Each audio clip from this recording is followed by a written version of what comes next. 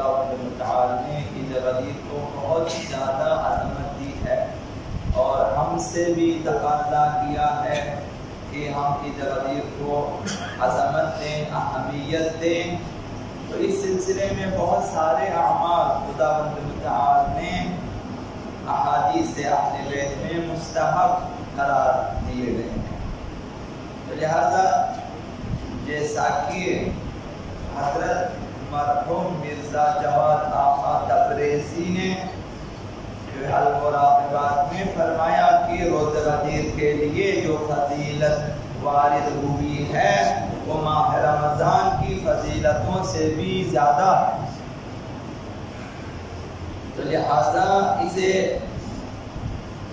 ہمیں چاہیے کہ اس عید کو ہر سال پہلے سے بہتر اور پہلے سے بارونقتر برگزار کریں، اور جیسا کہ کل عرض کیا عید غدیر کی عظمت ان اعمال کے ذریعے واضح اور ظاہر ہوتی ہے جسے مومن انجام دے دیتا۔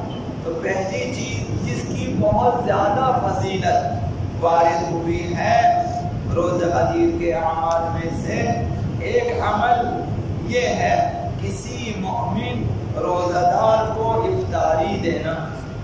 ظاہراً ہم اس چیز کو اس قدر اہمیت نہیں دیتے، لیکن روزہ غدیر کے حوالے سے اس کی اس قدر عظمت ہے کہ ہم جیسے یا مجھ جیسے جو ہے کم علم افراد کے لیے ناقابل باور ہے۔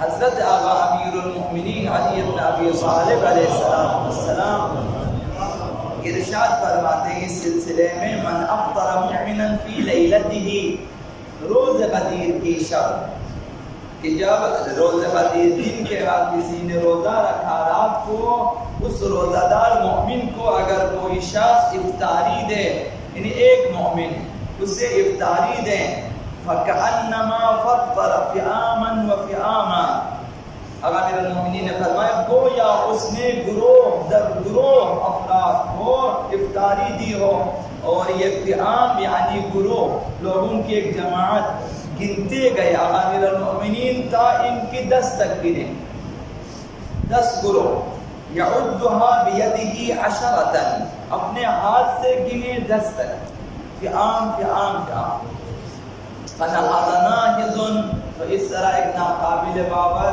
بات ہونے پر ایک شخص کھڑا ہو جاتا ہے کہ سوال کیا یا امیر المؤمنین مل فئام، یہ جو آپ 10 مرتبہ فئام فئام کہہ رہے کیا ہے یہ فئام؟ کہ امام نے فرمایا 100,000 نبی و صدیق و شہید، 1,00,000 نبی، 1,00,000 صدیق اور شہید۔ فئام یعنی یہ کہ اس میں 1,00,000 افراد ہوں، انبیاء میں سے، صدیقین میں سے، شہداء میں سے، عید غدیر کے دن افطاری دینے کا ثواب۔ تو عرض کیا کہ اسلام میں جس طرح ہماری روح ہمارے لیے روح کی حیثیت رکھتی ہے، اور ہمارے اندر دل جو ہے سب سے مہم عضو ہے، تو ولایت امیر المؤمنین اسلام میں اسے وہی حیثیت حاصل ہے۔ تو لہذا سب کچھ ولایت ہے، ولایت امیر المؤمنین کے حوالے سے عید غدیر کو عظمت دیں اور روزہ رکھیں، اور ایک شخص اس روزہ دار کو اگر افطاری دیں تو 1,00,000 افراد کو 10,00,000 افراد کو جو ہے افطاری دینے کا ثواب ہے۔ ایک فئام ایک گروہ میں 1,00,000 افراد، 10 مرتبہ گنا امیر المؤمنین تو 10,00,000 افراد، یعنی انبیاء میں سے، صدیقین میں سے اور شہداء میں سے، عام افراد نہیں۔ یہ ثواب اسی سے ملتی جلتی حدیث حضرت آقا امام جعفر الصادق علیہ السلام نے ارشاد فرمایا، اس میں تھوڑی سی وضاحت ہے۔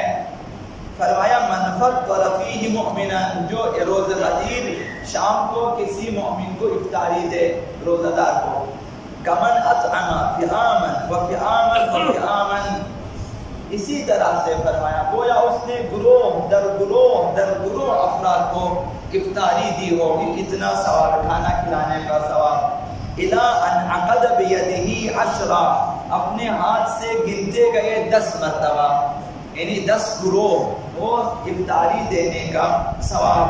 پھر خود فرماتے ہیں اَتَدْرِي كَمِ الْفِئَامِ، خود فرماتے تمہیں معلوم ہے فئام میں کتنے افراد ہوتے ہیں، کتنی تعداد میں؟ قلت لا، راوی نے کہا مجھے نہیں معلوم فئام میں کتنے افراد ہیں. فرمایا 100,000، کل فئام، ہر گروہ میں 1,00,000 افراد. کان لہ ثواب من اطعم بعددها، اتنی تعداد میں لوگوں کو افطاری دینے کا ثواب ہے، ہر گروہ میں 1,00,000 افراد. اور اسی طرح 10 گروہ کو افطاری دینے کا ثواب ہے.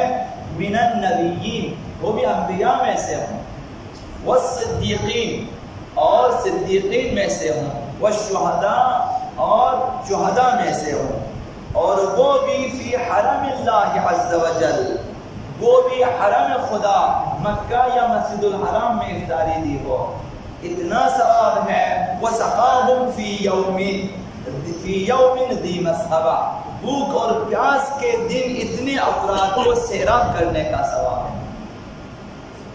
تو یہ اس قدر ثواب بیان ہوئے اور خود ائمہ نے اس پر عمل کیا ہے، جیسا کہ روایات میں نقل ہوئی ہے کہ حضرت آقا امام رضا علیہ السلام